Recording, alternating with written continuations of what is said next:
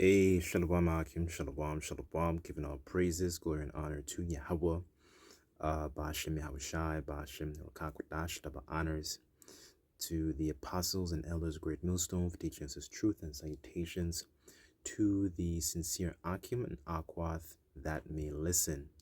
May the blessing of election be upon your house. My name is Raquai. I'm back in here with another quick and Lord's will, as always, an edifying lesson. And for today's lesson, I wanted to just discuss this topic about fruits of the spirit. And I was talking to a brother about this recently, and the point that came out was that the Lord will put us in situations, for us to exemplify certain fruits of the spirit, right? So, this is a very, common talking point, amongst, so-called Christians and so on and so forth, right? But, with them, they don't really have a lot of understanding because number one, they don't really know and understand what true love is. True love is actually, keeping of the Lord's commandments, which is really given to our people, the Israelites. And the second thing is the true Christians were actually Israelites, pursuant to Acts, the 11th chapter, right? They were first called Christians in Antioch, right? So, a lot of our people, they hijack this notion, because they like to think that, the Hebrew Israelites are, basically they're kind of like, the um, uh, uh, um, what's the word I'm looking for? Are they're despised and so on and so forth because they speak very harshly.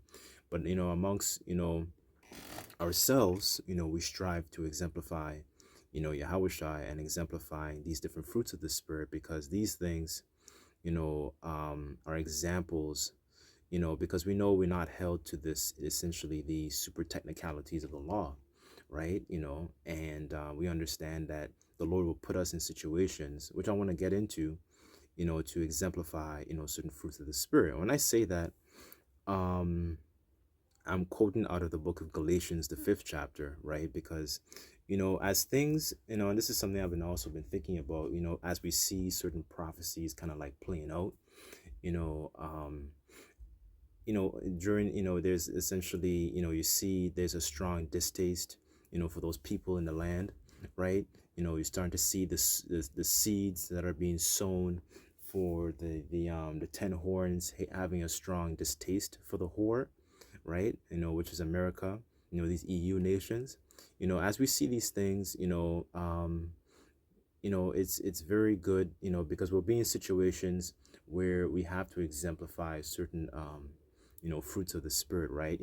For essentially it's good character, development, because there could be things about us that, are very that need some, some kind of like polishing, so to speak, right? And anyways, um I guess I'll start off with this verse actually in Jeremiah, since I mentioned the point about prophecy. Then I'll go to what Paul spoke about, because a lot of people see these things, but it doesn't like register in their mind for them to actually, have some type of urgency to actually seek the Lord, right? And the scriptures talk about how to remember thy creator in the days of thy youth, right? What before the evil days draw nigh, to roughly paraphrase, right? Because what's going on, the Lord is stirring up these other nations, for that spirit of war, right?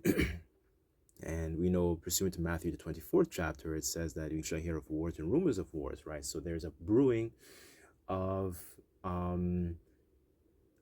essentially of world war, right? That third woe that is spoken of in Revelation. So, not to ramble on too much, this is Jeremiah chapter 8, verse 7. And it says here, yea, the stork in the heaven knoweth her appointed times, and the turtle and the crane and the swallow observe the time of their coming. But my people don't know the judgment of the Lord. In the AMP it says, Even the stork in the sky knows her seasons of migration, and the turtle dove and the swallow and the crane observe the time of their return.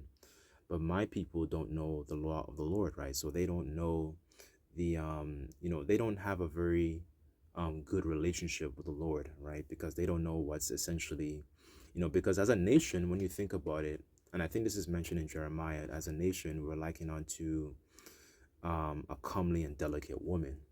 And one of the things in the ancient times, when you go into like ancient, cultures, Eastern, so-called Middle Eastern culture, the women were very groomed um, to essentially be pleasing unto that husband, right? That they want to be betrothed to, right? So they would learn to, essentially cook, certain things that he likes. They would learn how to, um, I guess, perfume themselves with different kinds of, scents and so on and so forth, like frankincense and myrrh and stuff like that, But our people now, they don't essentially regard the laws of the Lord, right? Because that's supposed to make us essentially decked out. That is our wisdom in the sight of the other nations.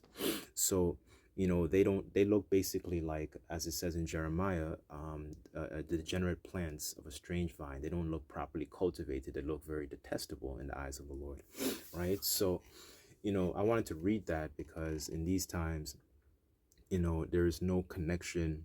They see these particular things, but there's no connection in regards to, there's no urgency, I should say, because the scriptures say, through the terror of the Lord we persuade men, right? So let me get into a little bit about the what Paul said about the fruits of the Spirit, right? I just wanted to read that, because for us, as a hopeful elect, that hopeful remnant that the Lord would have cover and have mercy upon, we strive, to essentially exemplify a lot of these different things, right? This is Galatians chapter 5, verse 22, and it says here, but the fruit of the Spirit is love, right? And it's not that fuzzy feeling, love is really more of, keeping of the commandments, right? That's how we show that we love the Lord, right? It says joy, peace, long suffering, gentleness, goodness, faith, meekness, temperance. Against such there is no law, right? So, these particular things, the Lord will sometimes will put us in situations where we have to exemplify these different, what's it called? These different fruits of the Spirit, right? As a matter of fact, let me get the word fruit here. Let me see if it's the same word. Okay, yes, it's the same word that is spoken of in Matthew, the 7th chapter, where Yahushua said, a tree is known by its fruits, right? An evil tree cannot bring forth good fruit, and a good tree cannot bring forth evil fruit. So a good person, to make things more plainly, a good person cannot bring forth evil fruit, and an evil person cannot bring forth good fruit, right? So what we're trying to do is to strive to bring forth more good fruit and be more plentiful, right? So this is the word,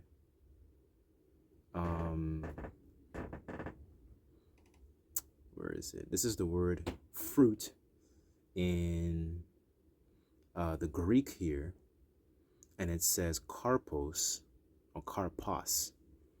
So here it says the fruit of the trees. It says work, act, deed, advantage, profit, utility, praises, which are presented to the Most High as a thank offering, right? So a thank offering, if I'm not mistaken, was one of the styles, one of the types, I should say, of offerings, essentially to, to bring some sort of, what's the word I'm looking for? I want to say it could be appease. I want to see. Let me just Google that. I just want to make sure I'm using the right word. Hold on. Okay, yes, appease. So appease means to calm, pacify, satisfy someone by yielding to their demands, or to relieve a burden such as hunger or anger. So it's to calm, right? Because we know the Lord is angry with us, as a people because we transgressed. So that was one of the reasons, for thank offerings, right? And a lot of these different kinds of offerings, like peace offerings as well, was another one. Um, those kinds of sacrifices back in the ancient times, they were done, and the priests used to benefit, from those particular kinds of sacrifices, because there were portions of that sacrifice. Speaking about the peace offerings, they were, a part of it was actually given to the priests so they can be able to utilize it. Because when you go into, back into the Levitical priesthood, the Levites didn't have their portion of the land, right? So a lot of the resources that kept to actually sustain their livelihood and make sure that, they were able to actually perform the duties of the priesthood, whether it be performing sacrifices, teaching the law, burning incense and so on and so forth, bearing the ark, what I'm saying, like all these different roles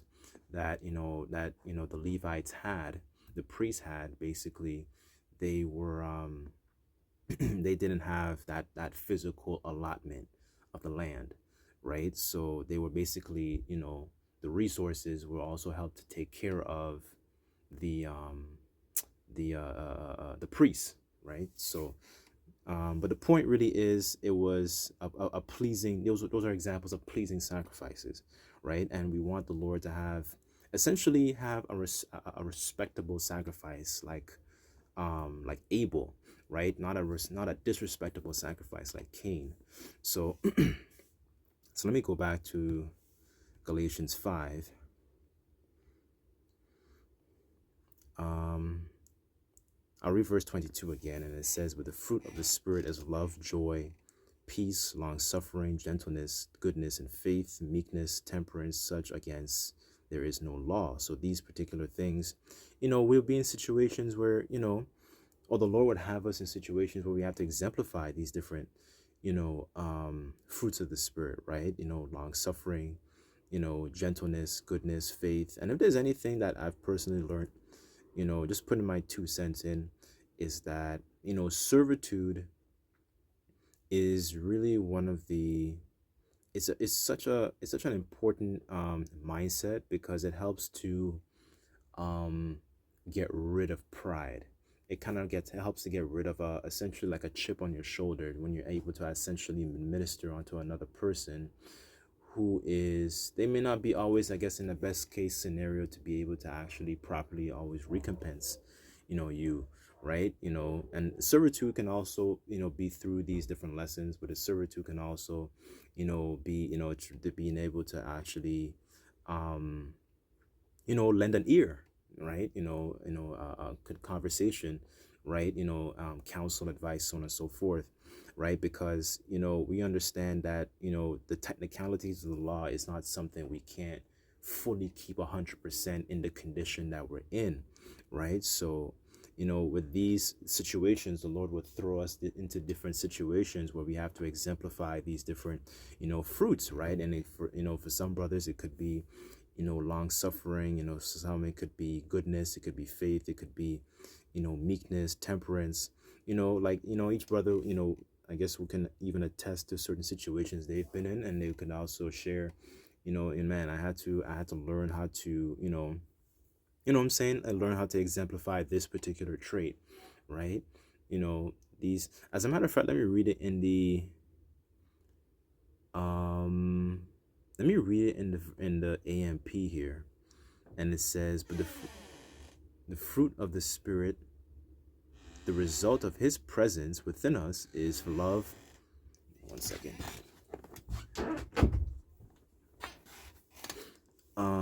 And it says, "Is love, unselfish concern for others, joy, inner peace, patience, not the ability to wait, but how we act while waiting, kindness, goodness, faithfulness, gentleness, self-control. Against such things there is no law." So we would be in situations where we, these things, are can be exemplified, being tossed into these situations, right? Because if there's anything I've also learned as well, it's that the flesh is very, very selfish. Sometimes you just want to chill, sometimes you just want to relax, sometimes you just want to be, like, um maybe by yourself or so on and so forth. But with these, you need uh uh uh you need another person, I should say, to best exemplify these things, whether we do these things amongst brothers, rather, or whether you might be living with, for example, like family that might be pleased to dwell with you. These things can strongly be exemplified, because all that's part of a pleasing sacrifice, right? And having that sacrifice, it comes with understanding sacrifice also comes with essentially what's it called, like denying yourself, right? Because that's really what it is, because the flesh wants to be, this flesh likes to be comfortable. It likes ease. It likes to have a good time, and so on and so forth, right? But this is something to keep in mind, when we're tossed into situations, right? And a lot of us will be tossed into certain situations, when we have to exemplify these particular things, right? So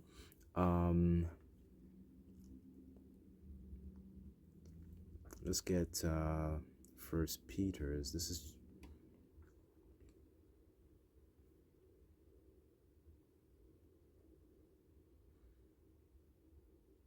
is First Peter chapter 4, verse 7, and it says, "But the end of all things is at hand, and be therefore sober, and watch unto prayer," right? So, we watch, what these things that are happening in the world. We see these different things that are playing out upon the earth, right? And essentially we're offering up, and it says prayer too, because prayer is also likened, unto an incense, right? Like how, we will burn, you know, the priests, they would burn incense, right? Our prayers, are also likened unto an incense, right? Because we're also trying to appease, you know, um, a power, right? Because we understand where we transgressed, and we want the Lord to forgive us and remember us. Like it says in Habakkuk, you know, um, about remember mercy. Let me get that real quick. Where is that? Okay, this is Habakkuk 3, verse 2, and it says, "O Lord, I have heard thy speech and was afraid. O Lord, revive thy work in the midst of the years, and in the midst of the years make known in wrath, remember mercy," right? That's part of our supplication, that's part of our sacrifice, that's our prayers, right? And if there's anything I would say too, not don't, pray before you leave your house. Go about your day to day. Don't leave the house without praying, man, because this is really and truly, Gotham City. This is really truly the valley of the shadow of death, right? So this is all about, character building and pleasing, offering, having essentially a sweet smelling sacrifice, right? I wanted to read this. Let me get this here. Okay, this is I wanted just trying to read this in the book of Acts, right? This is Acts chapter 4, verse 32, just as an example of what some of the believers did during this time, right? And scriptures say that which is then is now, right? So there's nothing new under the sun. So this is verse 32 here, and it says here, "And the multitude of them that were of one heart and of one soul, neither said any of them that aught things which he possessed was his own, but they had all things common, and with great power gave the apostles witness of the resurrection of the Lord Yahushua, and great grace was upon them all," right? So that's really what we want. We want great grace to be upon us, right? The scriptures say riches don't profit, within a day of wrath, but righteousness can deliver from death, right? So this is verse 34 here, and it says, "Neither was there any of them lacked, For as many that had, I'm sorry, for as many as were possessors of lands that were houses and sold them and brought the prices of the things that were sold and laid them at the apostles' feet. Right. So the apostles were distributing the essentially the spiritual goods, right? And essentially those believers that were hurt, they were pricked, they were converted, those Israelites, they felt the need to actually, they were very galvanized in the spirit to be able to, help them out, right? um Here it says, I'll read verse 35 again, and it says, and laid them down at the apostles' feet, and distribution was made to every man according as he had need. Right. So, they were in situations where they were helping out, you know, the apostles at this time, right? The disciples becoming apostles, right? So just how much more, us, within these times, right? And the scriptures say good, let me get that one too. Hold on, let me get that. That's in Sirach. As a matter of fact, let me see if I can find it here. One second. Where was I? Okay, this is Sirach chapter 12. Excuse me, this is verse 1. I'll read that down to 2. And it says here, when thou wilt do good to I'm sorry, let me read that again. When thou wilt do good, know to whom thou doest it, so thou shalt be thanked for thy benefits. Do good to the godly man, and thou shalt find a recompense, and if not from him, yet from the Most High, right? So that's really what we want. We want, ultimately to be saved, out of this mess, right? Because we understand that, Babylon, there is no healing for Babylon, right? So it would behoove our people to actually come back to the Lord, so they can actually, as the scriptures say, seek righteousness and seek meekness, that you may be hid in the day of the Lord's wrath, right? So because, these things, these plagues, we're still in the time of the Passover, right? The Feast of Unleavened Bread, right? There's plagues. There was plagues that were being hit within ancient Egypt, just like, how you have a lot of these different plagues that want to hit, this revived version of Egypt, also known as America, right? So, so if the opportunity, comes up, do it, and giving doesn't always it's not limited to always money, right? Giving can also come without different ways, because some of us might have some resources that's able to help other believers in other situations as well, right? And it's not always limited to money, and that's one of the things the Catholic Church has not exemplified, because there's really no, the Lord doesn't dwell in temples made with hands, right? And they don't actually go into prophecies, they don't actually go into history, right? So there's a lot of misunderstanding that comes out of that place, right? Like today is so-called Good Friday. Like there's no Good Friday, there's no Friday in the scriptures, right? So I'll read these last two, and I guess that'll be it. And it says, and now Joseph,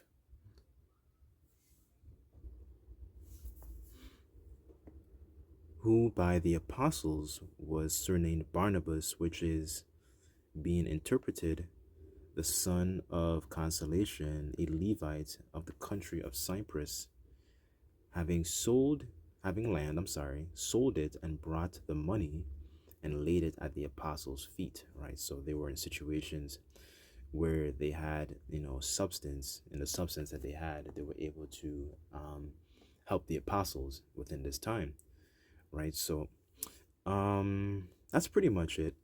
I didn't want to really make this lesson too long, but Lord's will, this was edifying. Just like to give all praises, glory and honor to Yahweh Bashem Yahushai. Until next time, I say Shalom.